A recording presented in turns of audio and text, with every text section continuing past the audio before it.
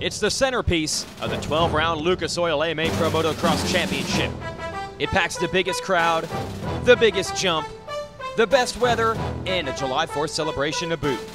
It's Red Bud, the race that everyone wants to win and everyone wants to watch. And we've got all the highlights of it coming up next on the Racer X Motocross Show.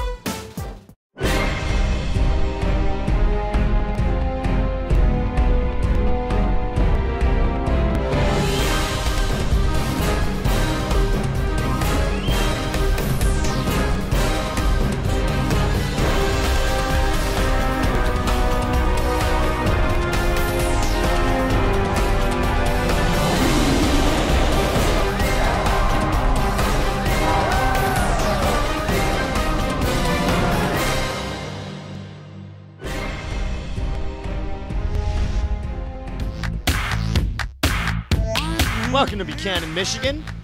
Sleepy little town that sure wakes up every July 4th weekend when the best motocross riders in the world come to race the Lucas Oil AMA Pro Motocross Championship. And we'll give you the highlights of the 250 class first at this Rockstar Energy Drink Red Bud National. Jason Wygant giving the call. Here is moto number 1, Justin Barcia grabbing a hole shot of number 17, Geico Power Sports Honda.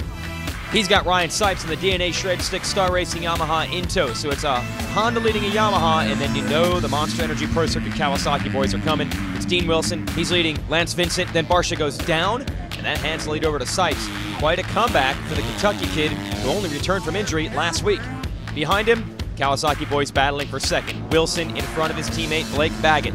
Baggett got to be happy to at least be this far up early in the race.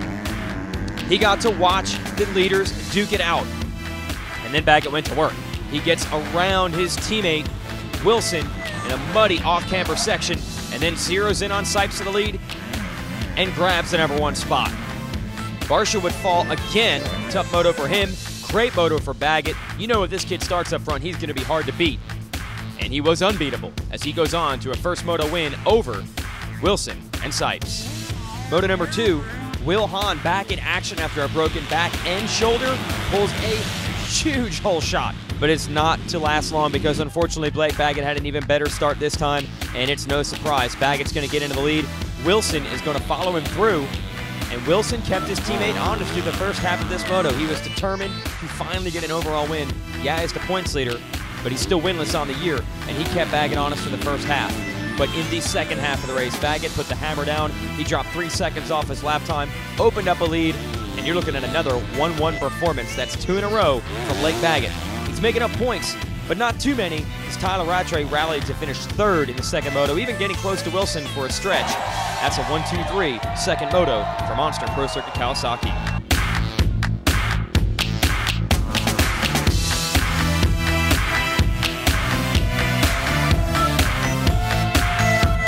Dean's leading the championship, and he still hasn't won a national, so it just shows that the consistency pays off, you know, and obviously that's what it takes to win a championship. You don't need to be the fastest, but you need to be the smartest and most consistent, and that's what Dean's been doing, and that's why he's got the red plate at the moment. But you know, we just reached halfway in the series, and still got a couple more rounds to go, but got some good tracks coming up, and I think it's going to be some good racing all the way to the end. To be honest, I'm just taking it motor by motor. I mean, I'm not even thinking championship right now. I mean, I may have the red plate, but that can get taken away from you very fast. So I'm just, when I was behind him that last moto, he was kind of just, like I said, controlling the race, and he slowed the race down. You know, I don't think we both were going that fast, but like I said, about halfway he picked it up, and I just couldn't quite hang at that pace. He got pretty close, and I kind of slowed up the race a little bit, like you said. I was just kind of see if he was going to try to attack, and I kind of wanted Rattray to get right there too, and see, you know, like bottle us all up, and then just sprint and try to get away from him, and see what would happen. But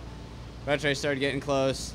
Dino was close, and then I just decided, hey, it's time to go, and let's go now. And I was going to see if he could hang, and I threw down, and I got a little gap, and I put down, I think, 3 laps that were quite a bit faster than their lap times, and then I just kind of, once I got that gap, I just kind of rode it out.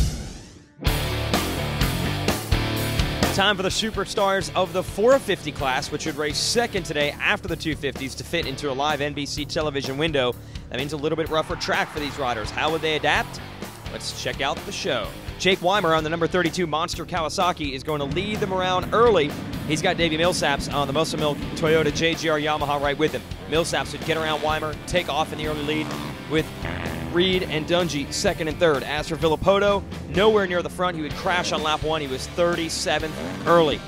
Millsaps hung on for the first half of this one in the lead, but then Reed knew it was time to go. He put the pressure on the number 18 and then is able to get around him and move into the number 1 spot.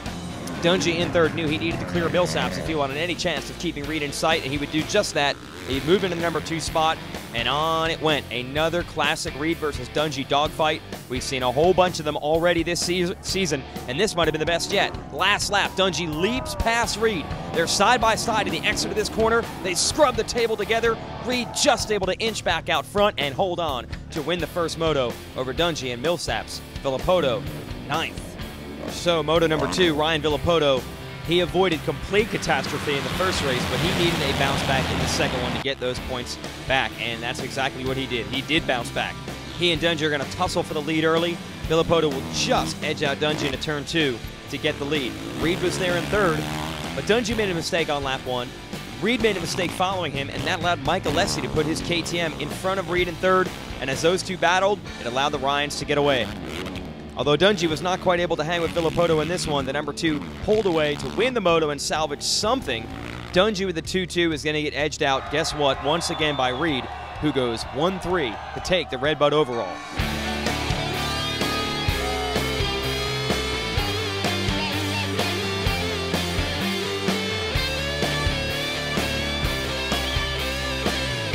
Once I got close to that single, right as I let off the gas, and got on the brakes, it was like mud that was covered up and looked dry, and I just went into like just a tank slapper, went over the bars, over that single. Thank God I didn't get hit, but yeah, I went down and had to rip my visor off, and then I got up in last, and then my pipe and everything else fell off later. You know, today I can't be doing that, you know, being stuck behind in second, and I need to make the passes and go. You know, it's important I start doing that, and then backing it up in the second moto as well. Obviously, I'm out there trying to ride as best I can, as fast as I can, and you control, you know, try to control the pace and try to put some good solid laps together. And I think, you know, over the years you live and learn, and you know where to go. Ellie, Tate, and my little sister-in-law are gonna go to the Bahamas on Monday, so go sip on some pina coladas and have a good time. Last week in Colorado, Jessica Patterson turned in a strong 1-1 performance, but Ashley Filek turning the tables on her with a 1-1 of her own today at Redbud. All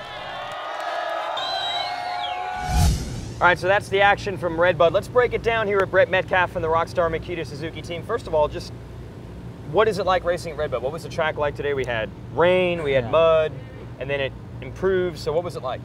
I thought it was incredible, really, after the rain yesterday. The practice one, a little muddy, but even still, it was delightful just to get out there, and it wasn't flooded, it wasn't a mud bog. So, you know, obviously Redbud's always sandy, it's rough, and it was exactly that today. So it was pretty cool. They did a great job prepping the track up, I thought, and it turned out phenomenal. Did it almost change your strategy? I mean, last night were you guys thinking we're going to have a mud race, or at least muddy practice, and then all of a sudden it changed?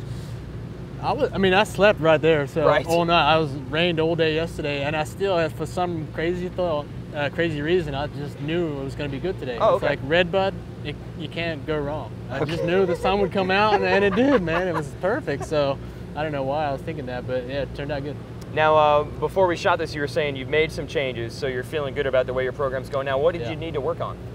Well, from where we started the season, I think coming off of missing the last half of Supercross, it's a little bit off my pace, my aggression. Things just weren't quite there, and I chose a setup that suited that style of riding. Right. So now we're getting going each race. I'm getting stronger, better, and understanding how to match your speed and your level at that time. So, you know, we kind of played a little bit of chase up, getting to there, but right now I'm really stoked. The Rockstar Makita Suzuki's working perfect, and now it's on me to get up there. You know, that's where I want to be. 4-5 today, it was good, but I want to be a little closer to those guys. So. Yeah, well, the standards are set high because we know at the end of the year last year you had a moto win basically, and you were battling for it almost every week. But we know how much those three are pushing it themselves. So can you be there? Do you expect to be there? What do you want to do the next half of the year? Well, I want to be there. Yeah. Absolutely, and I do. There is a higher level of expectation this year on myself after last year's performances. So, you know, I do believe the last half of the season I finished off much stronger last year. Yeah. And I'm looking, as it's progressing right now, I'm kind of heading in that direction, hopefully. So, cool. You know, hopefully we can get up there. I want to be with those guys. You know, it's kind of lots of fire inside me when I hear how good the top 3 guys are, and credit to them, they are all riding incredible. Right. They've lifted the level up, and you can tell just by watching. So I gotta push my limit and try and get up there with them. Now, what's funny is, yeah, we're talking about those 3, but you keep being in a battle every week with other guys. It seems like no matter where you and Weimer start, for example, we'll see you hook up. Is that fun? Is it frustrating? You always wind up racing the same guys no matter how the race goes, it seems like. It's fun because you're battling, frustrating because you're not battling with the guys that you really want to battle with. Right. But you just got to take it as it comes. I mean, every year, like we were just talking, every year it seems like you get hooked up with somebody that you're equal, you're level at that point. It's kind of even. You start around the same positions, and it's just like you're neck and neck all season long. But, you know, hopefully, you know, the guys I am racing with will keep progressing, and we still got some room to improve on, and I know I have, so we got to do that if I want to get up beyond the box. All right, well, we'll see if Brett Metcalf can put it up on that podium the second half of the year. AllySports.com for all the information on this Lucas Oil AMA Pro Motocross Championship. I have nothing to promote. We have a weekend off. What are you going to do, by the way? Are you going to enjoy it, or are you going to put the nose to the grindstone? I'm going to enjoy a couple of days here and with a little bit of family, and then nose to the grind, as you say. All right. We'll see Brett Metcalf and you at Spring Creek in Millville, Minnesota. Thanks for watching the RacerX Motocross Show. Rockstar Energy Drink National at Redbud.